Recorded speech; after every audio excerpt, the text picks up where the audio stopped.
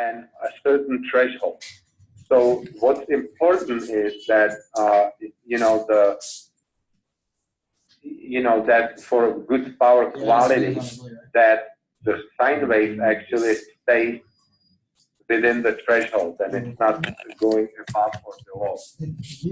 But temporary overvoltages happen quite often that actually it passes the threshold. If the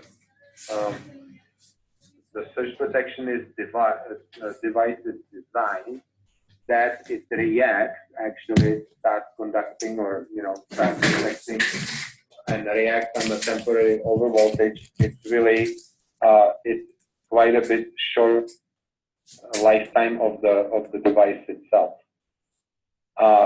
So when the metal oxide varistor is subject to overvoltage, it begins to conduct current, and this energy dissipates into MOV, and the result is typically failure and possible short circuit.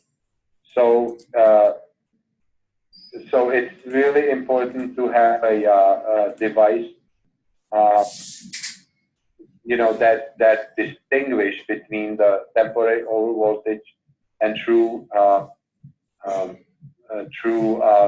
transient energy. That's why the UL 1449, which is the new standard for testing these devices, has a 7-hour safety test that is 240 volts products used on 240, 415 system are tested for 415 volts. So even if it's 240 volt system, it's actually tested for the maximum or for much higher value of voltage.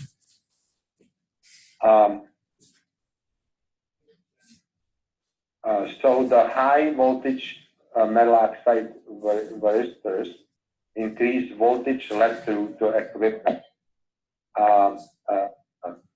Thermal fuses, safety parameters, so that what I was going to say is that the UL also required to have some type of safe devices like fuses that actually would not allow the metal oxide varistor to go to a thermal runaway. So that's why ERICO has TD technology, transient discriminating technology, that actually distinguishes between the true transient energy and the temporary overvoltage. So it has a special circuit that is able to distinguish that, and then ultimately, increase the longevity of the system. So this is just another expression, and this is just a regular surge protection device made by many people, but you see that the TD technology that we have actually, reacts and eliminates or decreases the transient pulses, but it doesn't react on a temporary overvoltage. So it's important, as I mentioned, to have the device to be protected by fuses or by thermal fuses that doesn't allow the system to go to a thermal runaway or catch on fire. These are some examples of testing in a laboratory, but unfortunately I couldn't get the videos to actually activate them. So I'm gonna move to placement of surge protection devices. So the purpose of the device is, of course, to limit transient overvoltages, divert surge current, it contains at least one nonlinear component. And this is outlined in IEC 61643.1 section 3.1. So there are two, again, like in the lightning protection, two main standards that guide surge protection devices. So in North America, is UL, and Canada influences the standard actually guides the the principles for testing and for performance of the devices. And IEC standard does the same thing for Europe and for the rest of the world. So if you get surge current rating, so it's actually you can see that the surge can enter the building through direct lightning strike, or let's say direct lightning strike on the power line that will actually go into the building.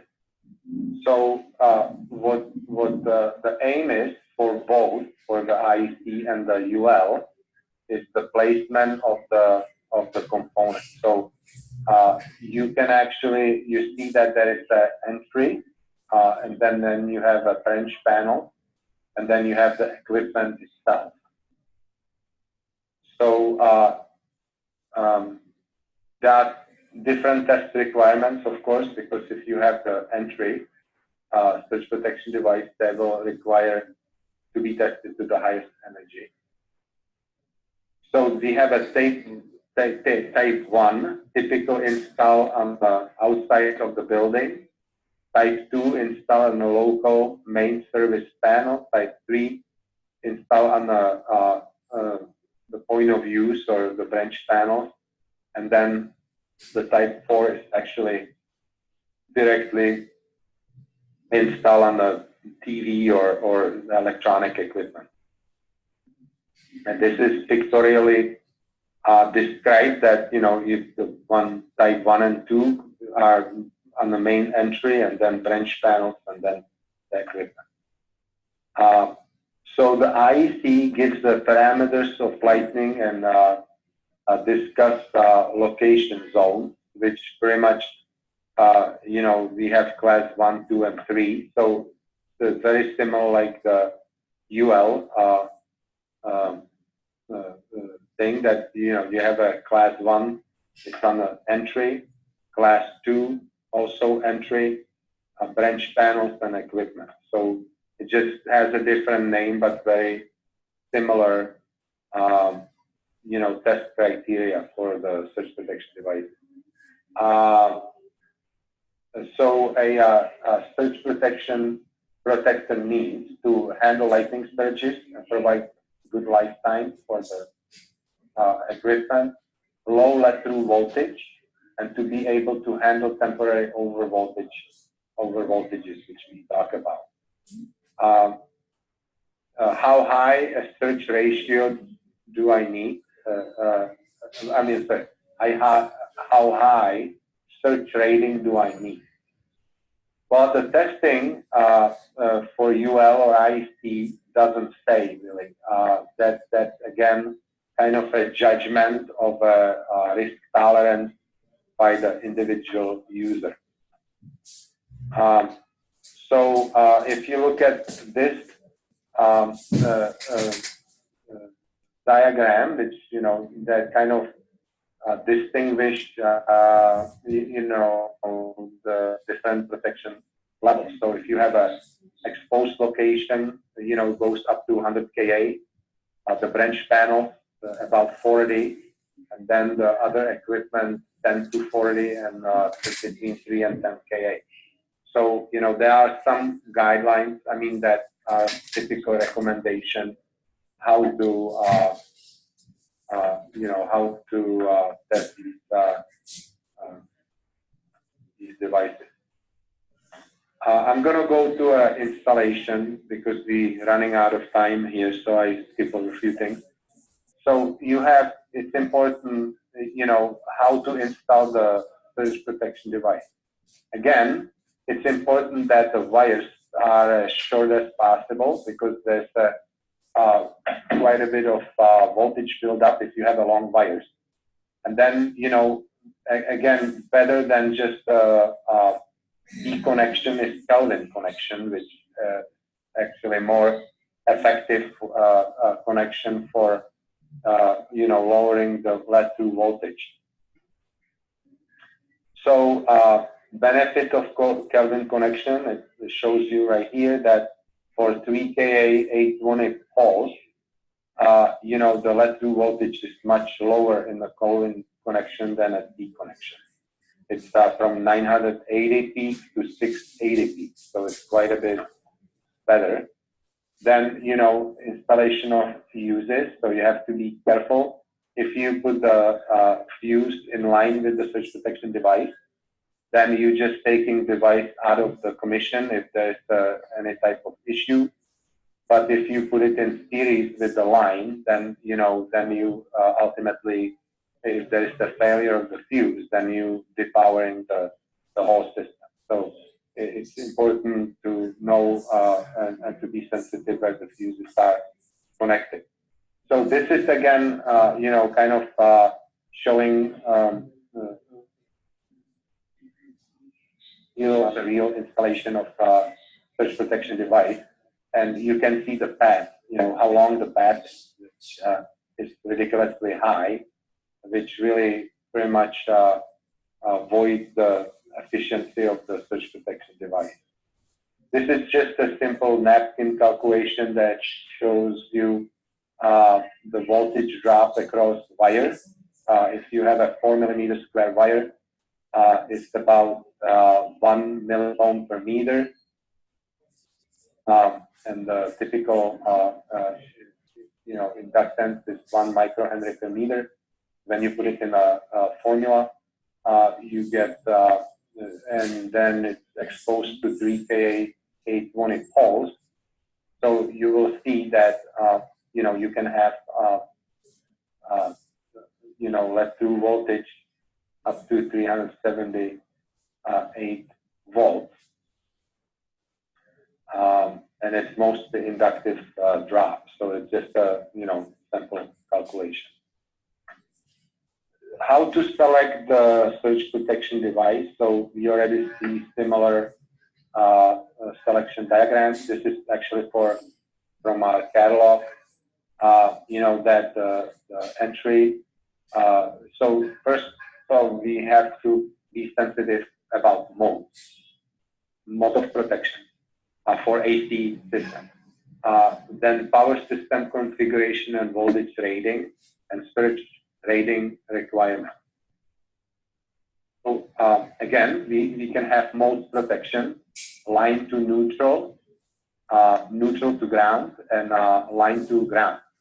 So there are 3 modes of protection that can go much more complex if you have a 3-phase system. So that's one criteria that you should pay attention when you're selecting your surge protection device, is that what modes of protection you want to have.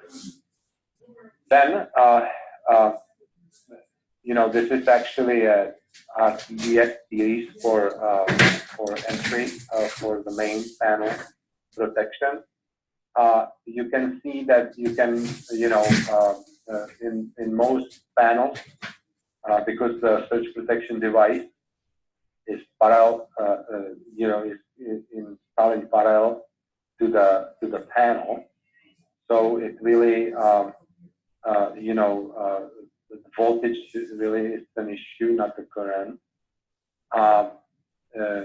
So we have to pay attention, again, to the length of the wire, and then typically, if we don't have a empty spots for protecting the surge protection device with 30 amp fuses, then we have types that they are actually protected inside of the unit.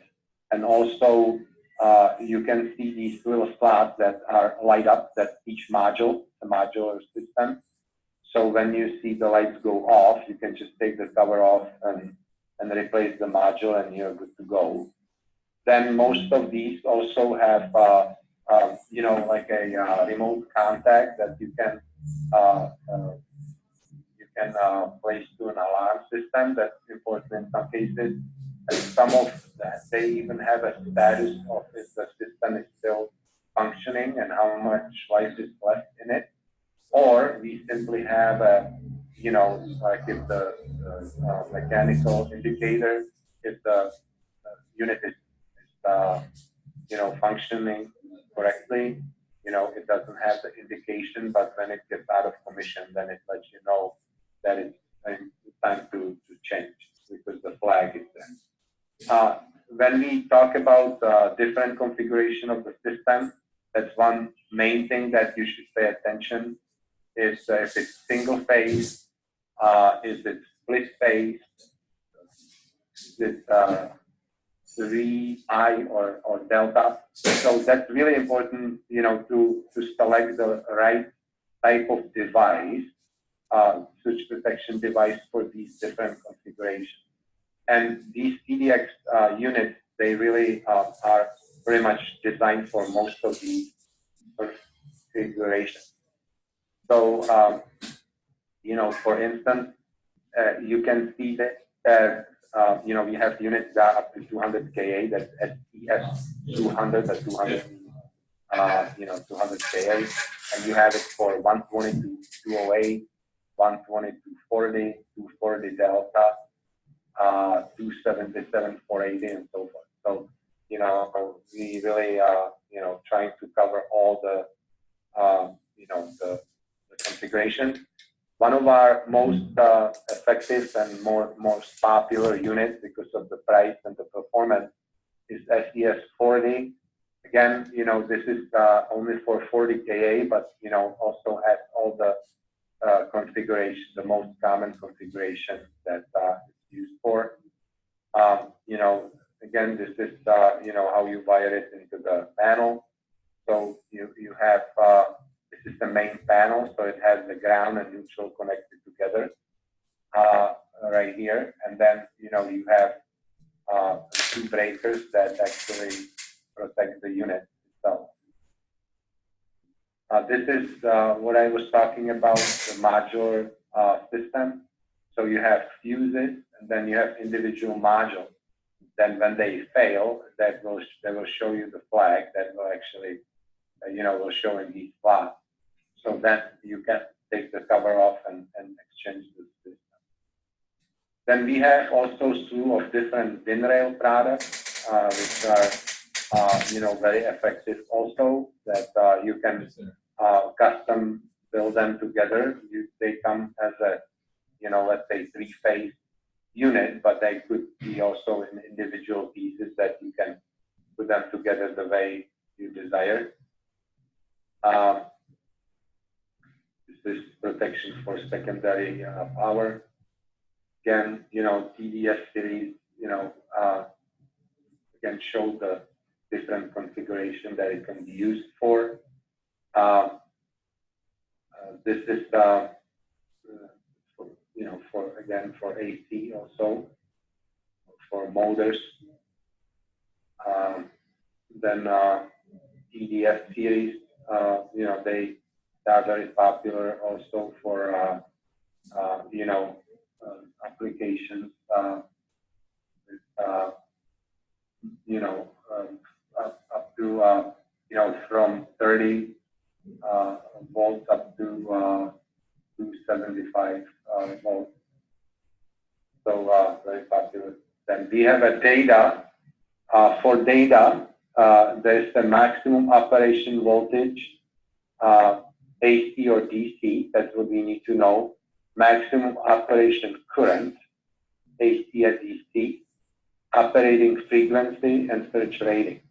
So when we selecting telecommunication or signal surge protection devices, you know, we have to pay attention to, because they are in series, so we have to pay attention to, you know, is it DC, AC? You know, we need to know the frequency and so forth. So we have, you know, all slew of different surge protection devices, coaxial, protection devices, RJ45, then LPCO1 is for different transducers. This is the signal series for different rating and different applications. UTB series, Universal Transient Barrier, very popular for many different ratings. Goes from UTB 5 up to 110 volts. And again, these are hybrid circuits that they actually combine the, as I mentioned in the beginning, the gas discharge tube. Then they combine metal oxide resistors, and then the steady state solid state devices. So this is just in schematical form. The series.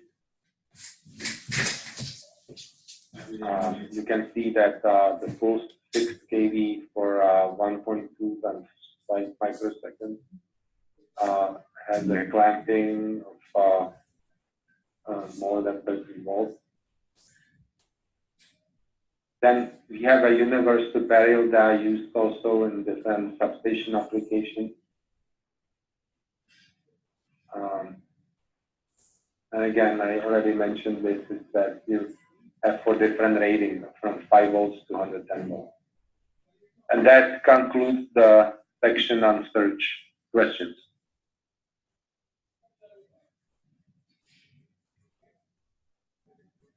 Some questions, folks? Andy?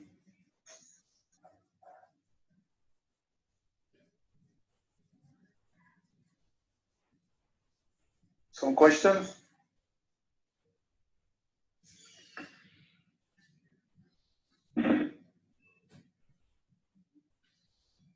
No questions?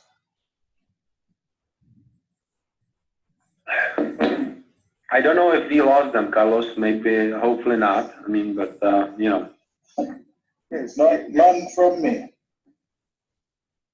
Yes, this is 12 attendees at this moment.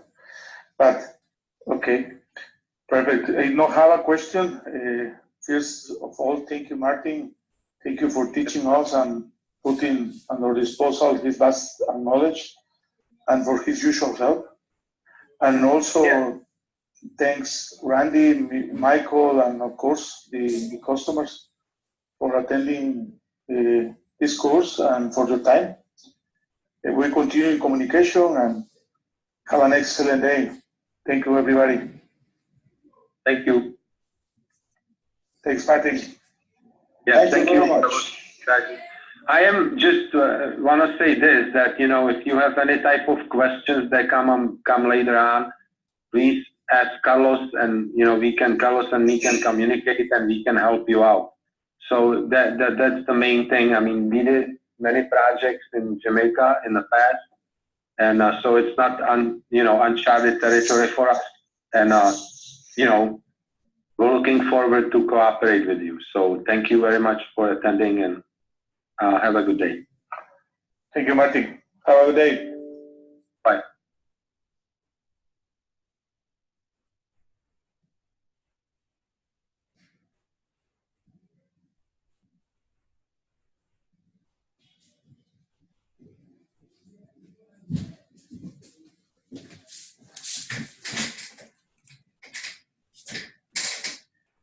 Hi, Carlos.